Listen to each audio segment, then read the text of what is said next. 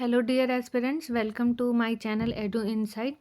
सो जैसा कि हम देख रहे हैं कि जब से यूएस प्रेसिडेंट ने अपनी गद्दी संभाली है, तब से कुछ ना कुछ ऐसे ऑर्डर ले आ रहे हैं जो कि अदर कंट्रीज़ को बॉर्डर करने वाले हो रहे हैं। तो सेम इसी तरह यूएस प्रेसिडेंट ने एक एग्जीक्यूटिव ऑर्डर निकाला to end the birth right citizenship.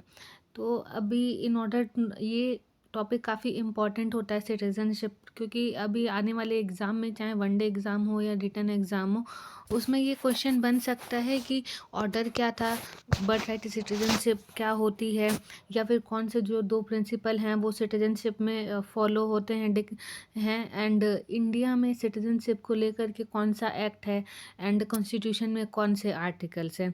तो इस वीडियो में आज हम देखेंगे कि what was that executive order, किस पे एप्लीकेबल होता है, जो 2 प्रिंसिपल्स हैं jus soli and jus sanguinis, and Indian citizenship right क्या है, what is citizenship act 1955, termination के क्या कंडीशंस हैं and etcetera. So let's start our video. So first, news में क्यों था ये टॉपिक? Because US president Trump issued an executive order stating that US citizenship will be granted in the future only to the children with parents holding US citizenship or US green card। इसका मतलब ये है कि अब से जो भी ये एग्जीक्यूटिव ऑर्डर जो है इम्प्लीमेंट होने के बाद से, अगर कोई भी कोई भी वर्किंग प्रोफेशनल या फिर स्टूडेंट या फिर ऐसे कुछ जो नॉन यूएस सिटीज़न हैं, वो रह रहे हैं, तो जब उनका बेबी पैदा होगा तो उसे ऑटोमेटिकली सिटीज़नशिप नहीं मिलेगी, जो कि अब से पहले ये होता आया था। तो आगे अंडरस्टैंड करते हैं इस सिस्टम को। First of all, what is the citizenship and why it is so important? See, refers to the full and equal membership of a nation and of allegiance to it. It grants civil rights, political rights, fundamental rights and responsibilities. तो citizenship जो है ये full and equal membership देती है किसी भी nation का, and साथ ही साथ जो civil, political and fundamental rights के लिए भी हम एलिजिबल हो जाते हैं। In the words of Hannah and Arendt, it citizenship is a right to have rights. मतलब एक राइट है आपको अदर राइट्स लेने के लिए। अगर फॉर एग्जांपल अगर आप किसी कंट्री के सिटीजनशिप नहीं हो, एज अ फॉरेन नेशनल वहाँ पे रह रहे हो, तो वहाँ के जो फंडामेंटल राइट्स हैं उसके वो आपको मूल अधिकार वो आपको नहीं मिल पाएगा। So let's see next. अब इंडिया में देखो, फॉर एग्ज़ाम्पल इंडिया में अगर कोई सिटीजनशिप है तो उसको इस एक्सक्लूसिव राइट मिलता है, right against discrimination on the grounds of religion, race, caste, sex, place of birth under article 15। Same फिर आर्टिकल 16 में right to equal opportunity in the matter of public employment, and article 19 हो गया right to freedom of speech and expression, assembly, association, movement, resident, profession in under article 19। फिर article 23 है, article 29 है, article 30 है। ये सब citizens को right मिलते हैं। अब हम ये देखते हैं कि किसी भी कंट्री की सिटीजनशिप जो है किस बेसिस पे डिसाइड होती है। Generally they are 2 principles, jus soli and jus sanguinis, and some countries follow jus soli principle, that is right of soil, and some countries follow jus sanguinis principle, that is right of blood. Now let us see what is the jus soli principle. तो जो भी कोई अगर new born baby है, वो अगर किसी country के सॉइल में पैदा हुआ है, फॉर एग्जांपल यूएस में कोई बच्चा पैदा होता है, तो उसे इमीडिएट बेसिस पे वहाँ की सिटीजनशिप मिल जाएगी, automatically he will become the citizen of US. But इस जस्ट सैंग्विन्स में क्या होता है कि सिटीजनशिप जो है वो पेरेंट्स की नेशनैलिटी के ऊपर डिसाइड होती है। फॉर एग्जांपल आपका एक पेरेंट या फिर दोनों पेरेंट्स जो हैं वो अगर किसी कंट्री के सिटीजनशिप हैं, तो उनके बच्चे को, बेबी को सिटीजनशिप मिलेगी। तो principle of jus soli is followed by US, Canada, Mexico, Brazil, but and jus sanguinis principle is followed by many African countries, European, Asian nation, including India. अभी हम देखते हैं कि सिटीजनशिप लॉज यूएस में actual में है क्या। सी, ये जो जस्ट सॉली प्रिंसिपल है वो 14th अमेंडमेंट 1868 से यूएस में इम्प्लीमेंट होना शुरू हुआ था, जहाँ पे it guarantees citizenship to all persons born और naturalised in the US. Then again in 1898 US Supreme Court ने इसको रीअफर्म्ड किया था regardless of parents citizenship. Trump अभी उसका नेक्स्ट स्टेप क्या है कि जब ट्रम्प जब से पावर में आए हैं, तो जब पावर में आए तो उन्होंने एग्जीक्यूटिव ऑर्डर दिया कि अब बर्थ राइट सिटीजनशिप उन्हीं बच्चों को मिलेगा जो कि यूएस चिल्ड्रन हैं, यूएस सिटीजन्स के या फिर ग्रीन कार्ड होल्डर्स के। बट हाँ, अभी इस लॉ का विरोध चल रहा है। एक फेडरल कोर्ट है जिसने इस एग्जीक्यूटिव ऑर्डर को ब्लेटेंटली अनकॉन्स्टिट्यूशनल कहा है, and 4 states from the US also protest कर रहे हैं इस एग्जीक्यूटिव ऑर्डर के अगेंस्ट में।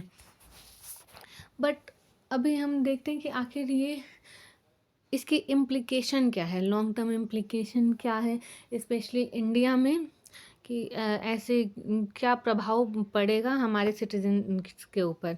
सी, बहुत सारे जो वर्किंग प्रोफेशनल हैं, स्पेशली जो वाइट कॉलर जॉब, वो H1B वीज़ा होल्डर्स होल्ड करके यूएस में जाते हैं अच्छे वाइट कॉलर जॉब के लिए। तो उनके जो पेरेंट्स वहाँ पे बॉर्न हो रहे थे उन्हें ऑटोमेटिकली सिटीजनशिप मिल जा रहा था, बट अब ऐसा नहीं है। But what is H1B visa? A temporary visa that lets employer hire foreign professionals for job requiring a bachelor degree. Next implication temporary visa holders पे है। Indian community Indian student community और उनकी जो families है जो वहाँ पे temporary visas पे रह रहे हैं, अब उन्हें सिटीजनशिप अपने बच्चों के लिए एक्वायर करने में डिफ़िकल्टी होगी। इम्पैक्ट ऑफ इमिग्रेशन क्या होगा कि अभी इंडियन प्रोफेशनल्स जो है यूएस प्रेफर करते थे जाना, they are more likely to now will inclined towards the immigration friendly countries like Canada and Australia. One important thing, इसका बहुत अच्छा इम्प्लीकेशन ये है कि ये कर्व करेगा बर्थ टूरिज़्म को। No, what is birth tourism? Birth tourism एक ऐसी प्रैक्टिस है जो कि वुमेन जो है वो स्पेशली ट्रैवल करती हैं यूएस में, ताकि जब वो बेबी को बर्थ दें तो उनके बच्चे को वो सिटीजनशिप क्लेम कर सकें। तो ये एक बहुत अच्छी होगा बात कि ये टूरिज़्म को कर्व कर देगा, बर्थ टूरिज़्म को। अब हम देखते हैं कि सिटीजनशिप को लेकर के इंडिया में क्या लॉज हैं, क्या प्रोविजंस हैं। So let's see. सबसे पहले तो कॉन्स्टिट्यूशन में आर्टिकल 5 to 11 जो है that is related to citizenship of India, and again citizenship act of 1955 भी बना है, which governs the acquisition, determination, termination of Indian citizenship. तो इस एक्ट के तहत हम कैसे सिटीजनशिप एक्वायर कर सकते हैं? By birth, that is a person born in India on और after 26 January 1950 is considered a citizen if at least one parent is an Indian citizen. 26 जनवरी 1950 के बाद अगर कोई पर्सन इंडिया में बॉर्न हुआ है और उसका वन पेरेंट एटलीस्ट अगर इंडियन सिटीज़न है, तो वो इंडियन सिटीज़न ही कंसीडर होगा वो बच्चा। अब बाय डिसेंट कैसे डिसाइड करते हैं हम कि एक पर्सन जो है वो आउटसाइड इंडिया बॉर्न हुआ है but his parents are Indian, then he can claim Indian citizenship through registration. Let's see. A person of Indian origin who has migrated from another country can apply for citizenship through registration and through naturalization. अगर कोई foreign national है वो India का citizenship acquire कर सकता है अगर वो सर्टेन पीरियड के लिए इंडिया में रहा हो। इंडियन केस में ये 12 ईयर्स है यूजुअली। अब ये तो हो गई सिटीजनशिप की बात कि कैसे किसी पर्सन को सिटीजनशिप मिलता है। नाउ अब हम देखेंगे कि कैसे सिटीजनशिप टर्मिनेट हो सकती है इंडिया की थ्रू रिनंशिएशन। अगर कोई एनी सिटीजन जो है वो किसी अदर कंट्री का भी नेशनल हो और उसने एक डिक्लेरेशन कर दिया इन अ प्रिस्क्राइब्ड मैनर कि वो इंडियन सिटीजनशिप छोड़ रहा है, रिनंस कर रहा है, तो उसकी सिटीजनशिप ख़त्म हो जाएगी। बस इसमें एक केस अप्लाई होता है कि अगर वो मेल सिटीजनशिप है तो उसके साथ साथ उसके जो माइनर बच्चे हैं उनकी भी सिटीजनशिप ख़त्म हो जाएगी। बट हाँ, after 18 years when minor become major, वो अपने सिटीजनशिप के लिए दोबारा से अप्लाई कर सकता है through a declaration of his intention to resume Indian citizenship. Second क्या है टर्मिनेशन? सेकेंड इसमें कंडीशन है टर्मिनेशन का कि Indian citizenship can be terminated if a citizenship knowingly और voluntary adopts a citizenship of any foreign country. अगर किसी foreign country का सिटीजनशिप ले लिया ये जानते हुए कि आप इंडियन नेशनल हो और ये अलाउड नहीं है इंडिया में, इंडिया के ही सिटीजनशिप हो सकते हैं, अदर कंट्रीज़ के नहीं, तो वो आप ऑटोमेटिकली टर्मिनेट कर दिया जाएगा आपको। डेप्रिवेशन क्या होता है? द गवर्नमेंट ऑफ इंडिया जो है वो किसी भी पर्सन को डिप्राइव कर सकती है सिटीजनशिप बनने से कुछ केसेस में। जैसे कि आपने कुछ ऐसे अनफ्रेंडली काम किए हो जिसमें कंट्री का ऑनर हार्म होता हो ऐसे।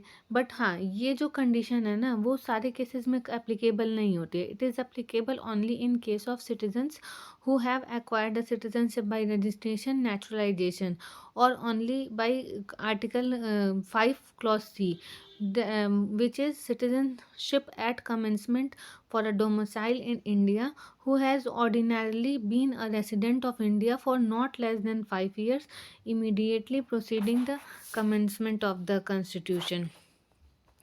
सो होप आपको ये समझ में आया हो सिटीजनशिप ऑफ इंडिया एंड इससे रिलेटेड जो स्टैटिक या फिर फैक्चुअल क्वेश्चन है वो आप अपने एग्ज़ाम में अटेम्प्ट करोगे।